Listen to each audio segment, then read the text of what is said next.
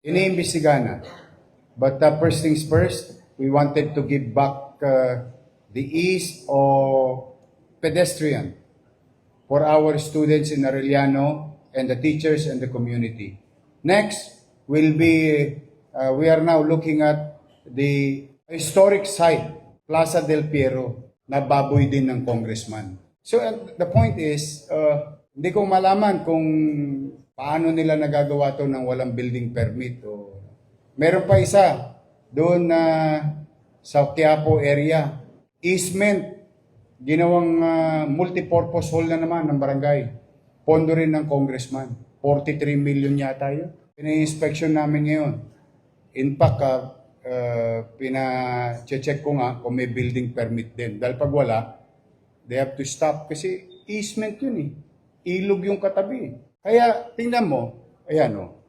Katulad ng tanong mo, totoo, kung lilinisin natin yung mga iskinita, mga kalihon, kaya lumalakas ang loob ng taong bayan, ng iilang individual na gawin yung gusto nilang gawin. Bakit? Nakikita sa mga congressman eh. Politiko rin ang numero unong violator eh. Politiko rin ang may gawa eh. Bakit yung pinatayo ng congressman sa bangketa hindi magiba? Ano naman mukha naman ng iharap namin bilang gobyerno at ni chairman? Pare-pareho kami walang mukha. Kaya totoo, lahat yon na pinaiimbestigahan natin. Kasi sayang ang pera eh. May nag-comment na eh. Sana ibinilala lang daw ng franchise ng Jollibee kasi mahal ng pagtatayo ng Jollibee yung barangay hall. Totoo. Kaya Maridol, will we continue about these things? I think we should start from ourselves, no? Kami mismo. I think maging takdang aral yan sa mga congressman ng Maynila. That goes to everyone. We cannot continue doing this kasi sisingilin tayo ng taong bayan eh. Bakit kung ikaw congressman pwede ka? Pag kami hindi. Ikaw pwede ka maggawa ng obstruction dahil congressman ka. Yan ang dapat na iniimbestigahan sa Quadcom ba yun? Hindi, totoo. Kaya kita mo, eto na eh. Kaya umaabot sa ganyang problema. Kasi tayo mismo nakikita. Bangketa, tatayuan mo ng barangay hall. Easement, tatayuan mo ng barangay hall. Multipurpose. Gusto niyo malaman ano yung area? I challenge all of you. I challenge all of you here. Go to Plaza del Piero in Gagalangin, Tondo. Makikita nyo pa yung notifikasyon doon ng national government. Ginawang cockpit arena ang itsura. Hindi ko sinabi sabungan. Pero mukhang sabungan. Para makagawa ng barangay hall sa gitna na pinakikinabangan ng mga matatanda doon. Saka historical site yun eh. Hindi mo basta nagagalaw yun. Pero dahil nga marami siga sa Maynila, lahat gusto maging mayor, ang tinakbo, congressman. Pero ugaling mayor. Gusto pala, ganun pala mangyari. Hindi po pwedeng ganun. Ako po yung nakikisuyo.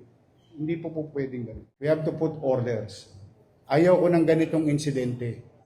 Pag kayo magtatayo ng gusali o infrastruktura sa lugar na ipinagbabawal ng batas, saan ka nakakita? Pera ng congressman, pera ng taong bayan, magpapatayo ng barangay hall sa bangketa. Kala ko ba tagagawa kayo ng batas? Bakit kayo nagtatayo ng barangay hall at building sa tapat ng eskwelahan na sakripisyo ang teacher, estudyante, para lang ma-display nyo mga pangalan ninyo sa mata ng publiko na kayo'y may ginawa, pero ikinarga ninyo sa bangketa where you know very well.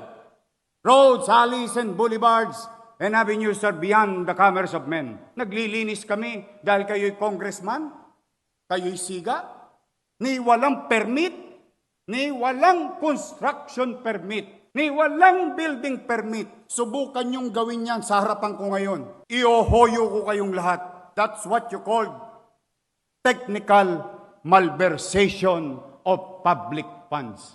Alright mga kababayan, so tayo po ay magkakaroon na naman ng another reaction video patungkol po dito sa naging press conference po ni Mayor Isko Moreno Dumagoso after po ito ng flag raising ceremony na ginawa po dyan sa Manila City Hall. So ito nga po yung patungkol sa dalawang congressman. Yes, you heard it right mga kababayan. Dalawa na po yung congressman na sa kasalukuyan po ay pinaiimbestigahan na po ni Mayor Isko dahil nga po sa pambababoy na ginawa nila sa kanilang nasasakupan. Una na nga po dito mga kababayan, itong barangay hall na kamakailan ay talagang nag-trending dito sa social media kung saan ang bangketa po ay pinatayuan po ng 4-story building po ng barangay hall. At kasalukuyan nga po itong dinidemolish na, no, at makikita nyo nga po dito sa inyong video na talagang halos mawasak na po itong apat na palapag na gusali na ito. So according po dun sa ating mga naririnig-rinig, no, ito po ay 19 million daw ang halaga ng buong gusali na ito na nakapatong po sa bangketa. So isa po sa problema dito mga kababayan is yung proper ventilation po ng mga estudyante po ng paaralang nasa likod nito, yung Arellano nga po, ay nako-compromise po, no, dahil nga po napakataas na itong building na to, ay halos sakupin na nito yung ilang mga classrooms dito sa paaralan. At imagine kung gaano ka hirap ngayon sa mga estudyante yung ginagawa na itong demolition dahil nga po ngayon ay pasukan na, no, at araw-araw po yung tibagan, yung alikabok, no, at yung aberya sa mga dumadaan dahil malapit nga din po to sa kalsada. So maaaring magpasikip ng daloy ng trapiko and also sa kalusugan ng mga bata at kaligtasan na din also ng mga pedestrian natin na dadaan dyan dapat sa bangketa, pero ito ay tinayuan ng structure. So isa pong malaking obstruction to mga kababayan na sinabi nga po ni Mayor Isko na dapat ay nagsisimula po yung disiplina sa mismong taong gobyerno, no, upang pamarisan o tularan ng ating mamamayan.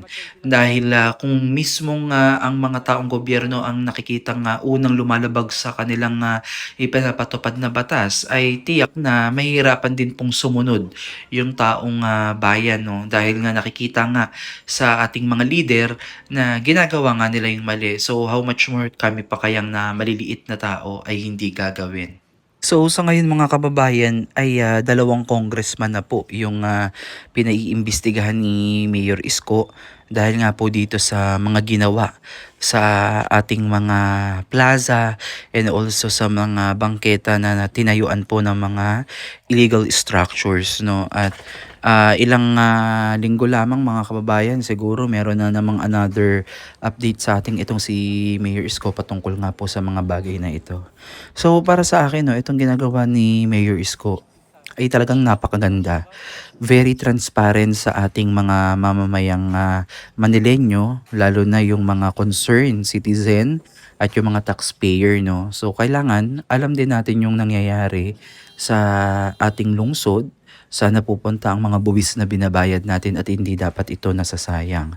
So sa ginagawa po ni Mayor Isko ay talagang napakaganda, no.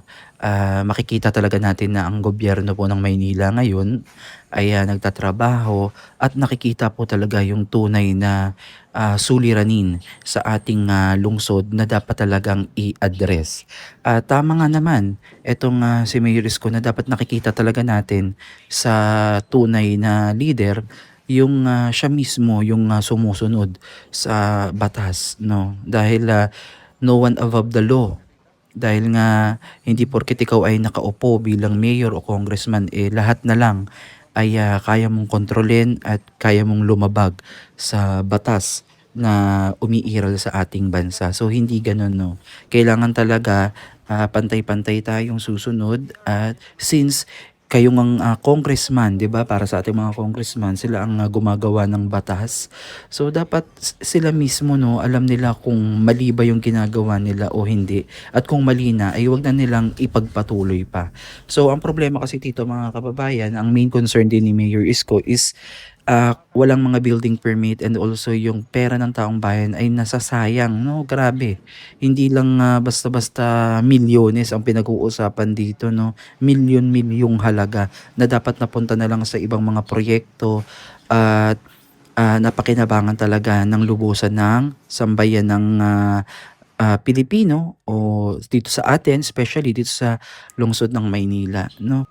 At ito lamang po yung ilan sa mga naging pag-uusap dito sa conference ni Mayor Isko after po ng flag raising. Pero marami pang issue ang pinag-usapan diyan. Ito lamang yung highlight natin.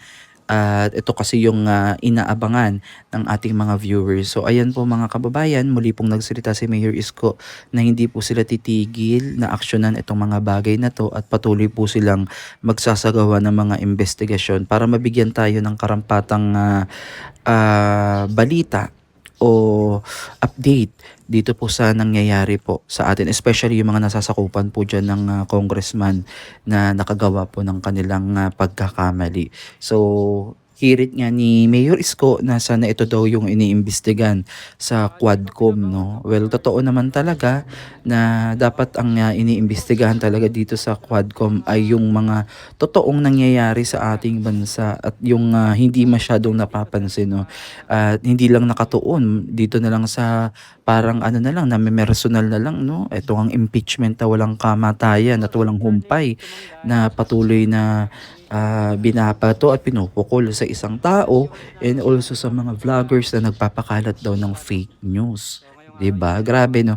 At asahan na natin 'yan sa 20th Congress na muli daw magbabalik. Sabi nga ni Kong Benny Abante, 'di ba? Ipagpapatuloy at bubuhayin nga daw itong Quadcom na 'to.